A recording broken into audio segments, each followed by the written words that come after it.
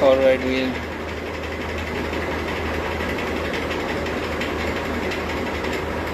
I think we should start with the session now.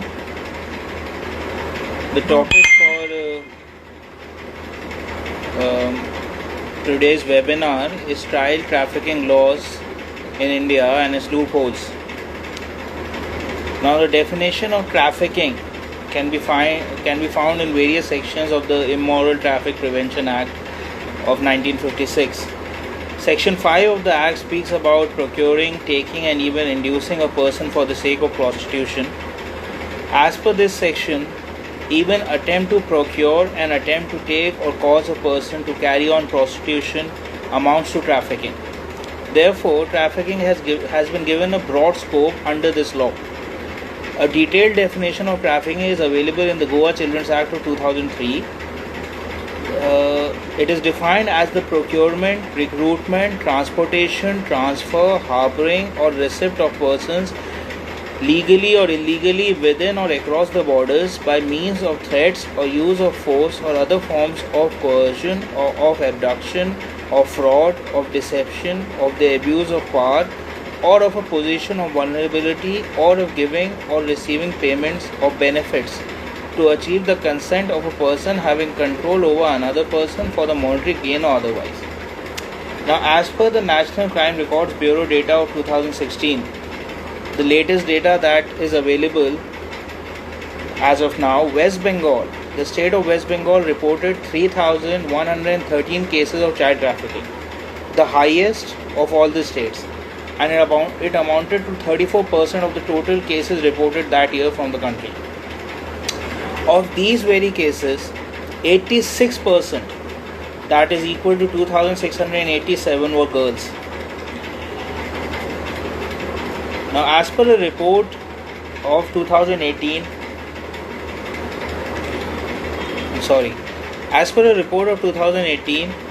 by a charity known as World Vision India, trafficking for commercial sexual exploitation was reported to happen in the context of girls eloping with boyfriends who then sold them into trafficking, or girls falling prey to fake marriage proposal and fake job offers. So these were the three main reasons stated by this report that was made on a survey conducted by a charity known as World Vision India in 2018. Other reasons stated were poverty and kidnapping. Now, there is a bill that has been tabled in the Parliament in 2018 to curb trafficking in the country. There are certain highlights of this bill. which I would like to state in points. First of all, the bill creates a law for investigation of all types of trafficking and rescue, protection, and rehabilitation of traffic victims. Second, the bill provides for establishment of investigation and rehabilitation authorities at the district, state, and national level. Anti-trafficking units shall be established to rescue victims and investigate cases of trafficking. Rehabilitation committees will provide care and rehabilitation to the rescued victims. The bill also clarifies certain purposes of trafficking as aggravated forms of trafficking. These include trafficking for forced labor, bearing children, begging, or for inducing early sexual maturity. Aggravated trafficking attracts a higher punishment. The bill sets out penalties for several offences connected to trafficking. In most cases, the penalties set out are higher than the punishment provided under the prevailing laws. Now, there are certain key issues and analysis of this bill that has been made by various, legal luminaries. For instance, I would like to state some of them. Certain forms of trafficking specified in the bill, like forced labor and sexual exploitation, are also covered by already existing laws, as we all know. Some provisions of the bill are different from the provisions for similar circumstances in such laws, as these laws have not been repealed, those laws which are in existence earlier, already before this 2018 bill. There may be uncertainty in implementation of the bill, as it will coincide with those laws which already punish for the similar offence. This is the first criticism with regard to this law. The second is that the bill punishes an owner or a lessor of a premise if he knowingly allows trafficking to be carried out on the premise. Now, this provision under this law is a presumptive provision where it is presumed that such lessor or owner has knowledge of the offence unless he proves otherwise. Now, this presumption under this law is violative of the provision under Article 21 of the Constitution of India. And this is something that needs to be looked into. The third thing is that the bill provides immunity to a victim only if he commits an offence punishable with imprisonment of more than 10 years and not for lesser offences. This limit of 10 years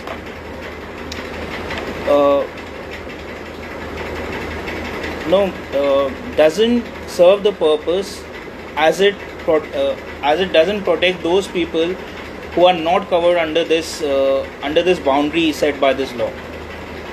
Now, another thing is that the bill provides for punishment of persons who distribute or publish material which may lead to trafficking. It is unclear as to how this will be determined if the act is likely to result in trafficking. Now, we already have a law for punishing people for publishing obscene material or anything of that sort.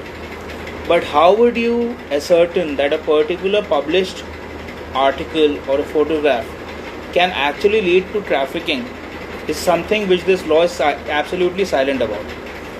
Then the bill classifies certain forms of trafficking as aggravated trafficking, which attracts a higher punishment than the other forms. Therefore, the punishment for some of the aggravated offences such as begging is higher than the punishment for some other offences such as slavery. Now, the criticism herein is that how do you distinguish a particular form as an aggravated form and not the other one? How is slavery not an aggravated form and begging is? And this is something that the bill is absolutely again silent about. If we were to look at the key features of this law, the definition of trafficking, the bills define trafficking to mean recruitment, transportation, harboring, transfer, receipt of a person for exploitation by using certain means. These means are use of threat, force, abduction, fraud, deception, abuse of power, or through inducement. Exploitation may include physical or sexual exploitation, slavery, or forced removal of organs. Then the bill also defines aggravated trafficking. These include trafficking for the purpose of forced labor, bearing children, inducing early sexual maturity by administering chemical substances or hormones, or begging. The punishment for aggravated trafficking is higher than for simple trafficking. The bill sets up various authorities at the district, state, and national level for rescue of trafficked persons and investigation of offences. At the district level, the state government will appoint anti-trafficking police officers to constitute anti-trafficking units for one or more districts to rescue persons and investigate offences. Rescued persons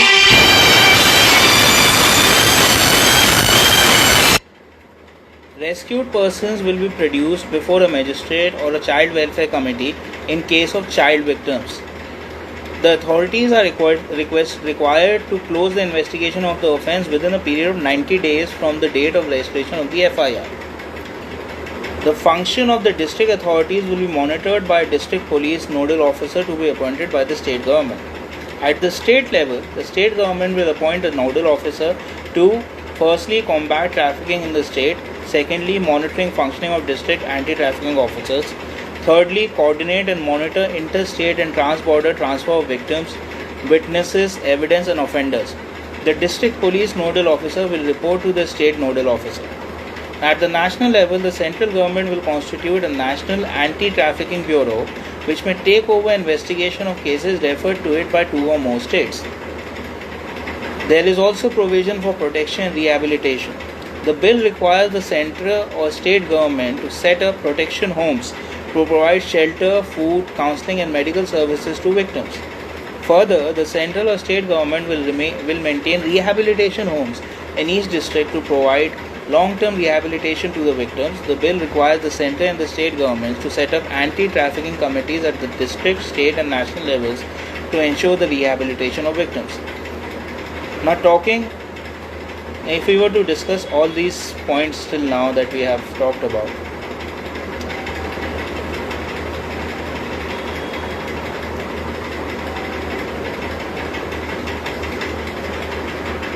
one thing which is commendable about this law is that it has enhanced the punishment. Now that is something which needs to be appreciated. But apart from that, this bill hasn't served any purpose whatsoever in trying to combat the evil in the society which it is trying to act upon. Some provisions are repetitive, taken from provisions like taken from laws like the IPC and POCSO and various other provisions, which again, as we have seen before, that the implementation lags there and the implementation will lag here as well. Now coming to other backlashes of this law,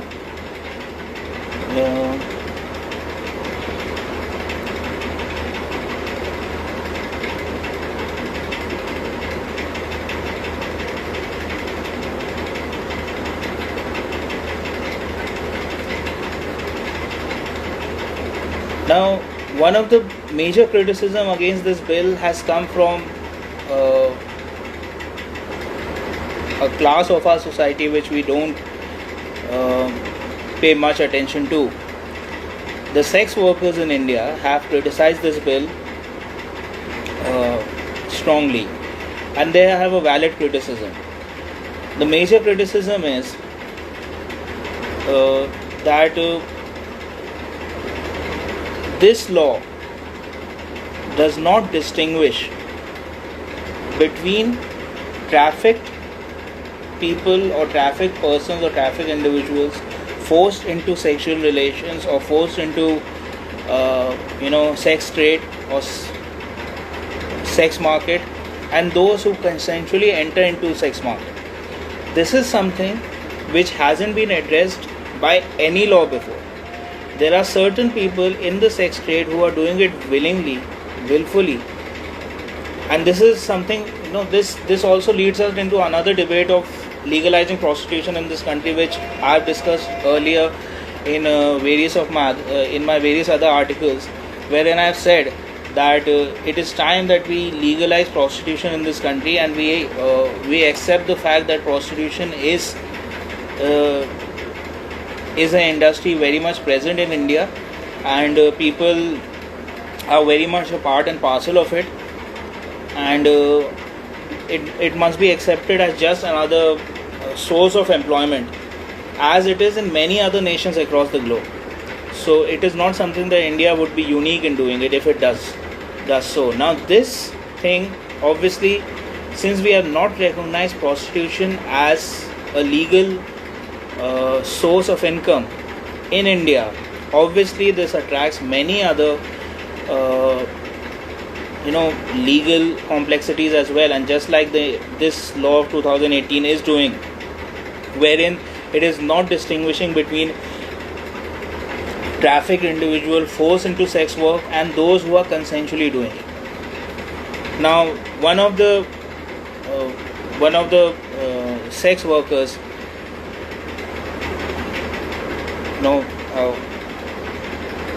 her name I'll be omitting. A sex worker and president of some network of sex workers in this country, she said that हमें पता नहीं इस bill के ज़रिए हमें हटा दिया जाएगा या नहीं. And then she continues saying that sometimes I feel that if I were walking down a street with my daughter and if the cops knew that I was a sex worker, they may arrest me thinking I am trafficking my own daughter. Now this is a problem which this law entails. This presumption under this law is something which will lead to problem, because first of all it is presuming that a person who is already engaged in sex trade is a probable criminal under the 2018 Act, and secondly it is hampering their right over their own body, how they want to exercise their right and how they want to use it. Now if the law in India gives a person the right to engage in sexual relations with anybody,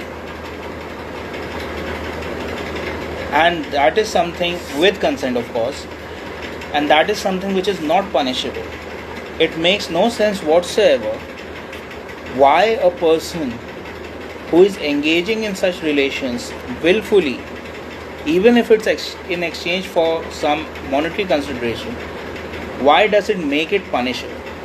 So this is something that we need to look into. Now of course, no doubt about that when we are talking about child trafficking, obviously the consent of a minor will not be taken into. That again is a bigger debate. We have judgments by the Honorable Supreme Court wherein the consent, the topic of consent has been talked about in detail, and it has been said that it is about mental maturity and not about age. However, not looking into that aspect right now. As of now, we know that it is age that is the factor for consent for sexual relations, and of course a child below the age of 18 or a person below the age of 18 cannot give consent for sexual relations. Having said that, if an individual who is engaging in sexual relations willfully, and if that individual has a family, this law will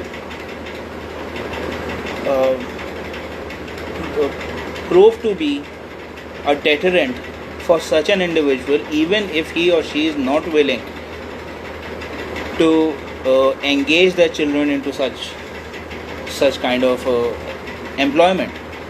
And this is something which this law at least doesn't address. Now the ambiguities in the bill, if we were to talk about, as currently section 36 of the bill criminalizes material that promotes trafficking or exploitation, while section 39 clause 2 criminalizes soliciting or publishing electronically that may lead to trafficking. The bill's provision adopt the definition of trafficking from the current section 370 of the Indian Penal Code, which was amended in 2013, according to which the consent of the victim is immaterial in determination of trafficking. Now this is a very big issue. If you are not taking consent, as I discussed earlier, if you are not taking consent into consideration, how is it punishable? And this is something which the law is just overlooking completely, and this is something which the law overlooks in case of rape, in case of adultery, in case of many other offenses. Of course, adultery is no more a crime anymore. But if the very premise of punishing a person is consent, it makes it becomes even more absurd why consent is not taken into consideration while punishing a person for that offense, isn't it? It's kind of quite absurd that when consent is the basis of punishment as per the law, why is consent not taken into consideration while punishing the person? Now the next issue that we'd like to deal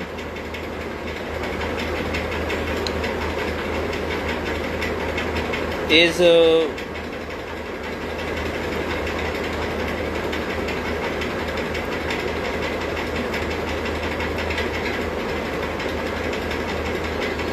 about HIV patients.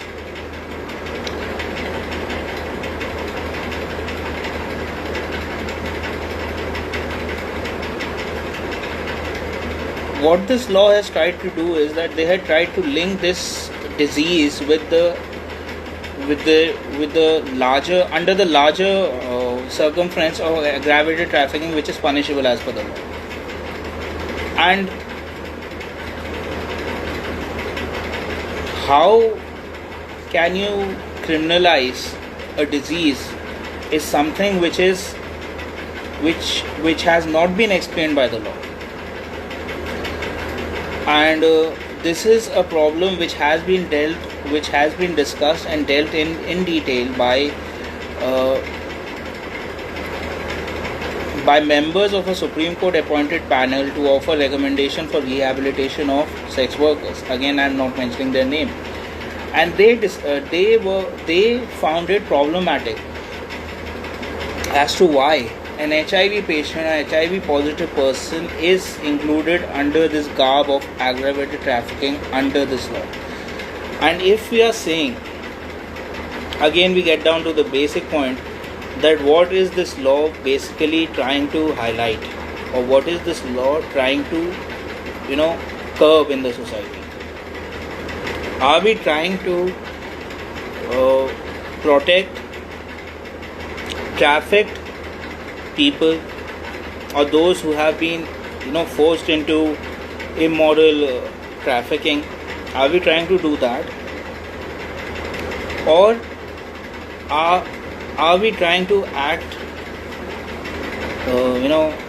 as a police state, hampering on individual freedoms as to what they are doing in their life, and what if I as an individual do not have right over my own body, then who does? And this is something which the law is not looking into at all. They are not even considering the aspect of consent. They are not they have not taken into consideration rehabilitation of the victims, which will be protected under this law. Where will they be kept? What will the government do with them? What is their future? Will they be left to die? This is something which has not been discussed in this law at all. What is important is that we needed to make this distinction, firstly, between forced sex workers and those who are entering into it by their own consent. That's the first thing that we needed to do. The second thing is that we need to do away with this presumptive provision that wherein such kind of activity is happening in a particular area, the owner of that area is presumed to have knowledge of that. This is something which is absolutely absurd, and we need to do away with that. The third thing is that if we are trying to rescue these children from through this act, where are we going to keep them? What is their future? What have we thought about them? What will we do for them? There is no provision for that. They'll get, once they are out of this rehabilitation center or shelter home or whatever you may call it, protection home as per the law, once they are out of it, they'll get back into it. So it's a vicious circle that will keep on going. So is the purpose of the government is to end something, is to end the problem, or is the purpose of the government for it to continue this vicious circle forever? Because according to me, if they intended to end this problem, the first thing is to legalize sex trade in this country, and to accept that to accept the fact that we actually have a prostitution industry in India, and we need to legalize it, and we need to accept that fact. Once legalization happens, it obviously becomes evident that a certain age group cannot enter into it, a certain age group can enter into it, and it will happen only by consent, not by force and everything. So once prostitution is legalized, all these problems can be set aside. And moreover, this law, as per the Immoral Trafficking Prevention Act,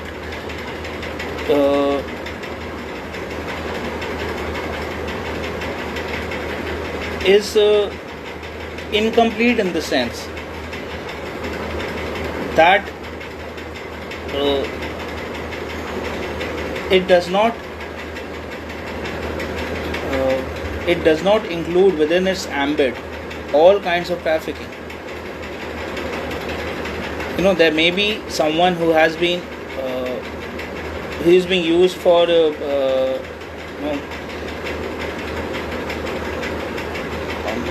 some others, for many other things, and he or she may be doing it,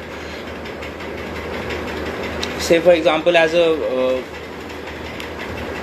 into the labor market, as a laborer, or as a housemaid, or as a house servant.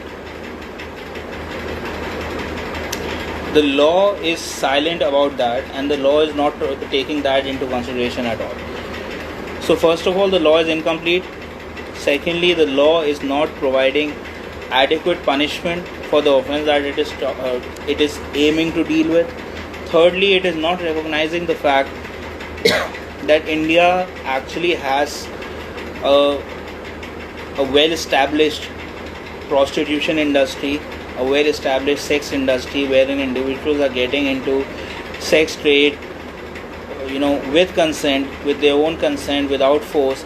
The law is not dealing with it at all, and this is something which the law did not deal with earlier as well. So the 2018 law, apart from enhancing the punishment, hasn't done any good whatsoever in trying to curb the crime that it is talking about.